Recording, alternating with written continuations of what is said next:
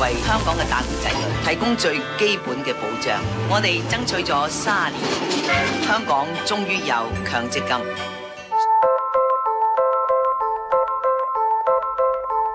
12年前，為打工仔積金防老嘅強積金面世，各界名人紛紛唱好。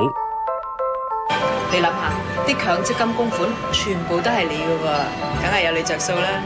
有咗強積金咧，就唔怕退休嗰陣時冇保障。強積金你參加咗未？快啲參加！強積金你參加咗未？200幾萬打工仔，而家每個月按時供款，累積供款已經超過4000億。但喺舊年1年，19個強積金受託人收取嘅行政費，亦都接近70億。強積金一向俾人詬病收費高、回報低。呢個打工一族目前唯一嘅退休保障，究竟有幾大保障呢？強積金你參加咗未啊？強積金是你的權益。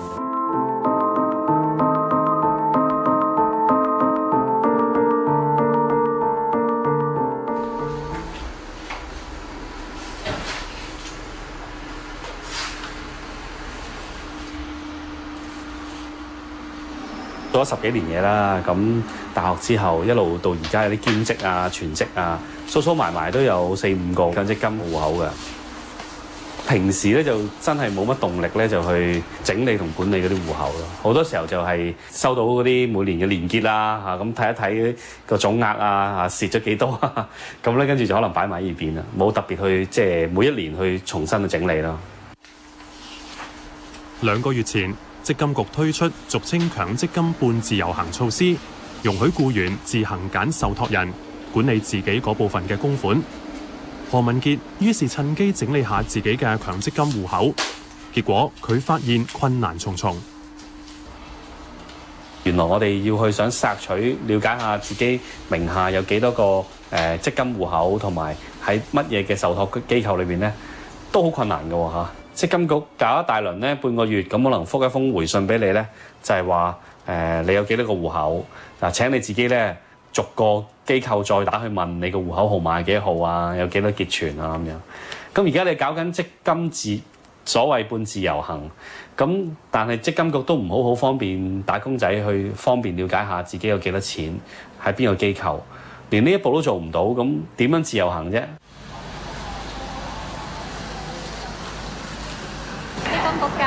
關於僱員自選計劃安排㗎，咁樣問題咧都強積金半自由行原意係想引入競爭，從而降低基金嘅行政收費。淨係轉自己僱員嗰 part 咯，即係僱主 part 係唔可以轉嘅。呢個咧就介紹強積金投資嘅投資。不過轉移資產要6至8個禮拜，難怪大部分人對新計劃反應冷淡。2個月嚟只係得1.3%，即係大約3萬人轉會。19個強積金受託人，500幾隻基金，點揀先至啱呢？何文傑話：佢無從入手。我都揾到我想投資嘅香港股票基金咁有一啲咧就會見到佢嘅清晰啲嘅資料嘅咁樣，但係就你要喺同一版度了解下佢嗰個收費咧，又揾唔到嘅喎。咁啊，只係能夠知道佢有歷年嘅回報率啊咁樣，咁同埋主要投資嘅項目咁。積金局嘅網站就有一個收費比較嘅平台，就算佢排列出嚟嘅數據咧，都係用一啲普通市民唔容易理解嘅語言去表達嘅。咩叫做即係成本列表，咩叫做基金風險標記咁。咁啲數字列咗出嚟，但係其實對市民去參考，作為自己判斷邊一隻產品係適合自己咧，個作用唔係好大咯。咁最終可能就如入五里霧中咧，就係仲卻步去即係進行呢個半自由行啦。消委會舊年比較過市面341種強積金基金，發現喺過去5年有4成半嘅基金都係蝕錢㗎，表現最差嘅平均虧蝕超過1/4。報告同時發現，強積金嘅平均行政收費雖然由2008年1.98%下降到最近嘅 1.74， 但係比起新加坡、澳洲、英國同智利仍然算高。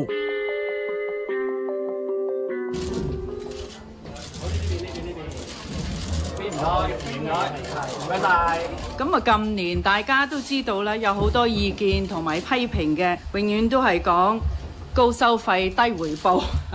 咁呢一樣嘢咧，我哋亦都非常之關注嘅。積金局最近建議政府立例設定收費上限，而且敦促受託人提供較低收費嘅基金，又考慮引入公共受託人。我諗想了解下嗰個佢哋理解同實際咁，同埋最近咁多收費咁啲人會問咗好多收費嘅問題。最近嗰個可能係啲宣傳咧多啲係嗰個收費，咁所以佢哋淨係問收費邊間最平啊咁但係譬如我哋講完之後咧，都係問翻邊間最平嘅啫。我哋做個 education。往往我諗而家就好集中喺個收費度，咁成員就會最基礎地就係睇下個收費最平嘅，咁為之好似好簡單講就係一個好嘅基金。咁當然平係我哋都成日都講就平一定係對個投資者係好嘅，但係投資計劃或者係投資產品咧，從來唔會以平嚟做一個招來嘅嚇，唔會因為我哋平所以我投資個產品就得到一個好嘅回報。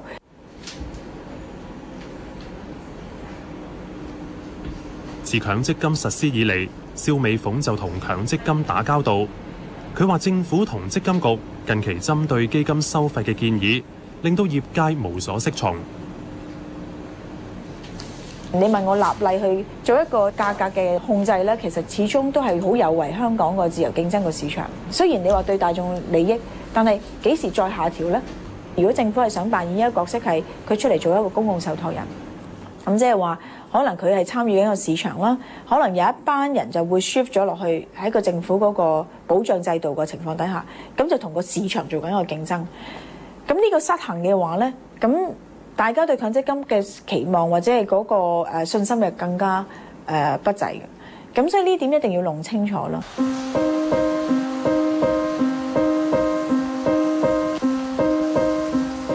而家唔係一個自由市場啊嘛，強積金係一個強迫嘅制度嚟噶嘛。咁如果政府嗰個監管啊，或者對打工仔係對基本保障做唔足夠嘅時候咧，咁其實令到一啲嘅中介人或者係金融機構咧，有機可乘噶啦。研究公共政策多年嘅林本利認為，基金公司過高嘅行政費，令到打工仔對基金公司失去信心，所以政府責無旁貸，應該擔當公共受託人嘅角色，由政府提供低收費同回報穩定嘅基金。金管局咧就成立咗都差唔多有20年嘅。其實睇翻過去嗰10幾20年啦，個投資表現咧都係比較穩定嘅。大市可能升下20%幾咁樣佢可能只係有10%幾嘅回報。咁但係同樣當大市跌嘅時候，都見到佢嗰個回報咧好穩定嘅喎。過去10幾年平均回報率都有5%、6%。咁我就睇唔到點解唔可以將呢一啲咁嘅外匯基金裏邊嗰個投資組合咧係開放嚟俾埋一啲嘅打工仔去做個選擇啦。咁我都知道嘅，早嗰排金管局總裁都有講過，就話佢冇咁嘅職能啦嚇。咁但係職能咧係可以轉變嘅。特區政府拒絕擔當公共受託人，只係承諾會喺3年內落實強積金全自由行嘅細節。要實施全自由行，首先就要解決對沖機制。對沖制度係指打工仔面對遣散或者結業嗰陣，僱主可以用強積金嚟繳付長期服務金同遣散費。我做飲食呢行咧，接近30年啦。由強積金開始到依家咧，我已經試過2次對沖啦。有一次咧就係遣散啦，有一次咧就係公司結業啦。第2次咧公司結業，賠償咗呢個長期服務金3年俾我啦。但係我3年咧就等於佢嘅僱主供款嘅部分，所以咧佢就可以喺我嘅強積金戶口嗰度咧，完全攞晒佢僱主供款嘅一個部分。嗰個強積金戶口就淨係只得我係僱員供款嘅部分咯，完全係背道而行咯。佢應該係俾我哋養老嘅，但係又俾僱主一個機會去對沖，咁樣我冇咗養老嘅意義嘅喎。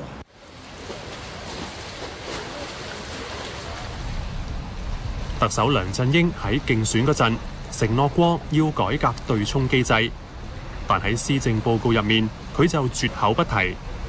事實上，過去12年嚟累計對沖金額已經多達150億元，但喺2009年對沖機制就沖走咗超過25億嘅強積金供款。我同阿胡紅玉主席反映過對沖機制咧，但係阿胡主席咧，佢同我講，呢一個強積金嘅對沖機制咧，係佢哋主席積金局管轄唔到嘅範圍，因為佢係勞工法例，係屬於勞工處嗰邊管轄嘅。咁我同佢反映都係冇意義嘅。你話我失唔失望咧？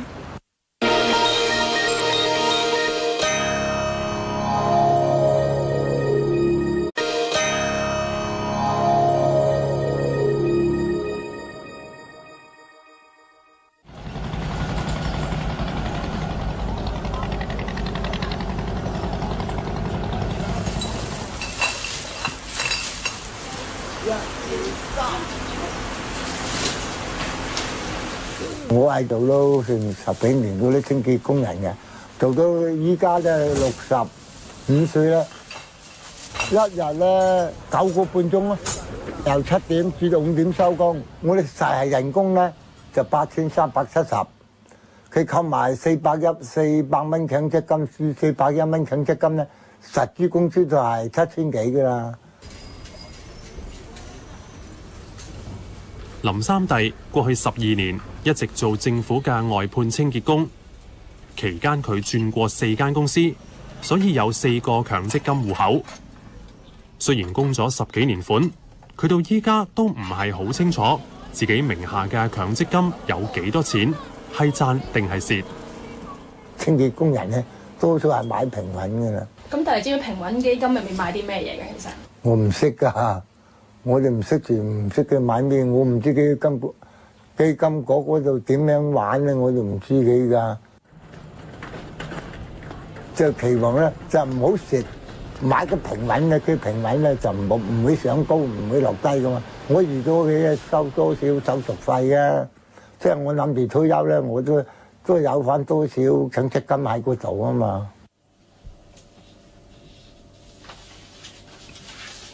好，呢個呢，仲有最後呢份恒生。林三弟舊年年底滿65歲，可以拎翻強積金嘅供款。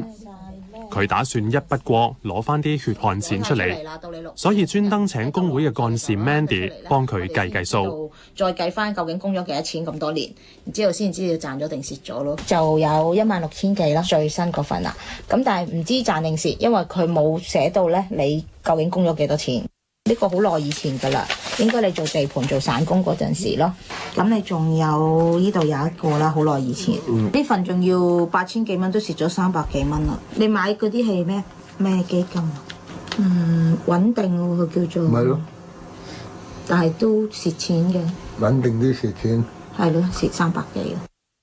嗰啲係要人哋係嗰啲係失望啲。Mandy 計完一輪，發現三弟嘅戶口加埋埋最多打個平手，但係就要蝕利息同埋通脹。即係12年得37000咋？係3萬係啊，差唔多啦，係咪啊？因為嗰時好少人工。係啊。37000夠你使幾耐啊？37000咪1年咯。1年。差唔多1年啦，37000你打緊2年啦，唔好話使1年啦。簽名啦呢度。我而家見到三弟嗰份原來會蝕錢嘅，其實就算話係最穩定嗰啲基金，咁所謂8000幾蚊都會冇咗300幾蚊。其實到啲工友真係退休嘅時候，如果再經歷多幾次金融風暴，我唔知究竟剩翻幾多錢咯。強積金嗰個推出就話係幫佢哋儲低錢，將來老咗有個退休保障啦。咁但係其實到而家10幾年，我哋見唔到有呢個功效。強積金係應該有一啲最基本最低嘅保證啊，未必係5%嘅，可能2%、3%啊，起碼抵消到通脹，或者起碼咧相等於30年嘅美國嘅長期債券啦嚇。而家所謂一啲嘅保證基金啦嚇，或者一啲叫保本基金嚇，其實到最終咧都唔係保證到乜嘢或者保本到咩嘢嘅嚇。咁我睇到，因為如果扣除咗費用之後咧，竟然都可以係出現負回報嘅。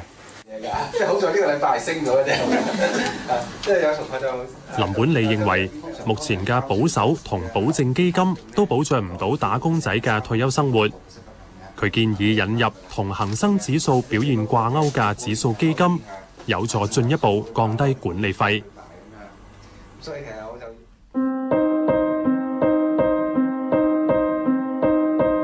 跟恒指啦、盈富基金咁樣啦，咁佢唔係時時都改變嗰個成分股噶嘛，咁一年只係得幾次咁樣啦。當即係嗰個嘅基金係追蹤咗恒指嘅時候咧，其實基金經理都唔使點樣做咩嘢噶啦，所以個收費一定會係低啲噶啦。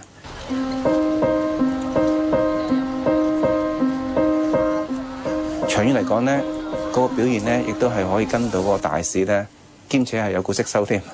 咁所以如果係真係要保障嗰啲嘅打工者利益咧，最簡單就係買一啲係跟指數掛鈎嘅一啲嘅基金嚇。指數基金咧，其實佢都係掛鈎一個指數，咁咧佢可能咧就掛鈎個恒指咁樣，好似話齋。咁即係恒指咧本身都係股票嘅，咁所以咧佢都係只係解決咗嗰個管理費低嘅問題，但係唔解決到嗰個大上大落嗰個問題。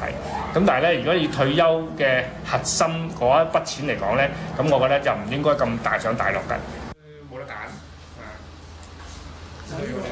韋志堅同佢一班朋友退休前喺銀行都做咗超過20年，而家義務參與一個政策研究組織，推動強積金改革。佢哋發現，目前有7至8成嘅強積金基金都係投資股票，太過側重風險回報。我哋冇得選擇幾時退休噶嘛，好彩嘅04年退休咁你就好開心啦。如果你09年咧就真係血本無歸啦，即係如果你用股票嚟搞咧就真係好大件事啦。佢哋建議政府應該發展港幣債券市場，用時間嚟賺取回報，俾僱員多一個選擇。做咗一個模擬，就係話咧，如果過去10年我哋係用呢個10年期嘅港幣債券咧，嗰個回報咧比較穩定嘅。咁所以咧，嗰個同退休保障嚟講咧，一個穩定嘅回報咧係比較適合呢個即係退休嘅人士。咁點解會有一個咁嘅穩定回報咧？就係咧，我哋發覺咧就係嗰個所謂利搭利嘅概念啦。喺長期嘅投資入邊咧，利用利搭利咧係可以產生一個好即係重要嘅回報嘅效果嘅。一啲發達嘅國家，日本英國加拿大咧，其實佢哋喺呢個債券上邊嘅比重咧，係至少都係15%，有啲咧就高到60%添。過去嘅研究就係話，一個強積金嘅制度咧，差唔多要40年先成熟嘅。咁你而家開始已經有10幾年嘅時間啦。咁而家你仲呢個吸收經驗去即係將呢個長遠嘅平衡發展咧，咁會係即係40年之後會點樣樣咧？又係靠個股市啊？咁當時嘅股市係點咧？就大家都唔知道，係嘛？退休長者今天在座嘅喺公園裏邊日日打躉嘅，我相信強積金對你哋嚟講咧係冇乜意義嘅。強積金幫唔幫到老人家？幫唔到，因為你就算有供個款咧，你供落去嘅錢都係好少嘅啫。你就算係攞到108000，可唔可以即係俾你退休生活啊？所以強積金咧係不可靠，我哋好清楚。立法會議員張超雄認為，實施咗12年嘅強積金根本幫唔到打工仔，所以係時候推動由政府、僱主同僱員3方一齊供款嘅全民退休保障。我相信呢係爭議性，香港人可能好多都會認為，即係喂，我儲埋我揾嘅錢，我梗係自己儲翻，咁呢啲錢呢應該係屬於我嘅，就唔會攞出嚟同大家撈埋一齊。我哋唔能夠純粹用一個好經濟嘅角度去考慮呢啲社會保障嘅。社會保障本身係可以實踐緊我哋一啲嘅價值，譬如社會公義，譬如話一啲人道嘅關懷，同埋建立成個社會嘅一種嘅團結力、向心力。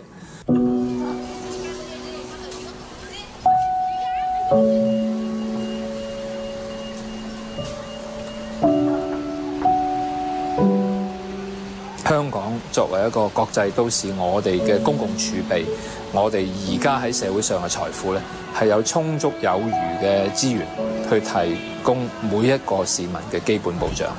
退休保障已經唔應該係一個福利，而係一個權利啦。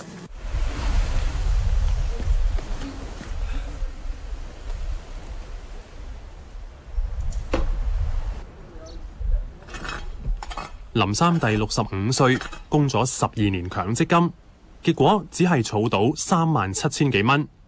呢一筆錢根本唔夠佢用嚟退休。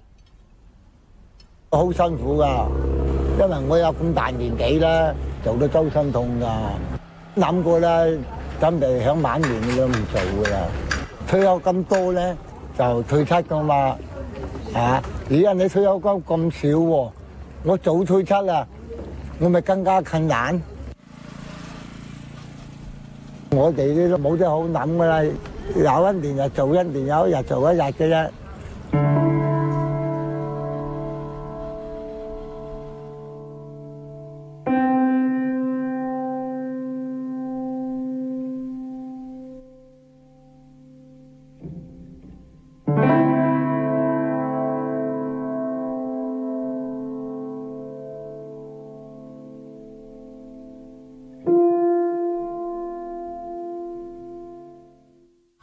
跟住係鋁窗安全緊要之後係東張西望。為愛付出，未必得來愛嘅回報。冇事啊嘛。細估唔到換嚟背叛。咩嚟㗎？走啊！走啊！兩個吸毒女仔會痛極醒覺，定繼續沉淪？你聽翻電話得唔得啊？香港仔公園有個人昏迷。毒海浮生，聽晚7點。翡翠台。